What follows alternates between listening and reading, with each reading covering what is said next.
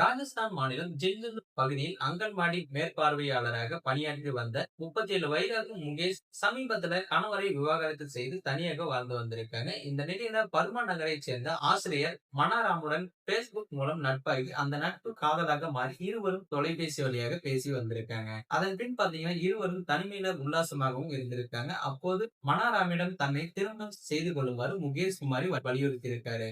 ஆனால் கடந்த ஒரு வருடமாக திருமணத்தை தவிர்த்து வந்த மனாராமிடம் முகேஷ் குமாரி தொடர்ச்சியாக திருமணத்திற்காக வற்புறுத்தியதால மனாராம் அதில் விருப்பமின்றி இருந்திருக்காரு.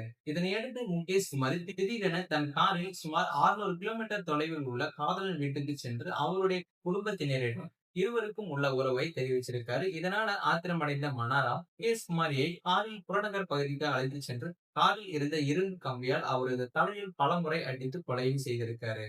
இந்த கொடூர சம்பவத்திற்கு பிறகு முகேஷ் குமாரின் உடலை அருகில் உள்ள முள்புதரில் வீசிவிட்டு தப்பியும் சென்றிருக்காரு. மனாராமை அந்த வழியாக சென்ற பொதுமக்கள் போலீசாருக்கு தகவலும் கொடுத்திருக்காங்க. அருகில் உள்ள கண்காணிப்பு கேமரா சாட்சிகள் மூலம் போலீசார் கண்டுபிடிச்சு அவரை கைது செய்திருக்காங்க. தற்போது அவர் போலீஸ் காவலில் இருந்து நீதிமன்ற உத்தரவின் பேரில் சிறையிலும் அடைக்கப்பட்டிருக்காரு. இந்த சம்பவம் அந்த பகுதி மக்களிடையே பெரும் சோகத்தையும் சமூக ஊடகங்களில் காதல் உறவுகள் நம்பிக்கையின் ஆபத்தையும் எடுத்துரைக்கும் விதமாகவும் அமைந்திருக்கு.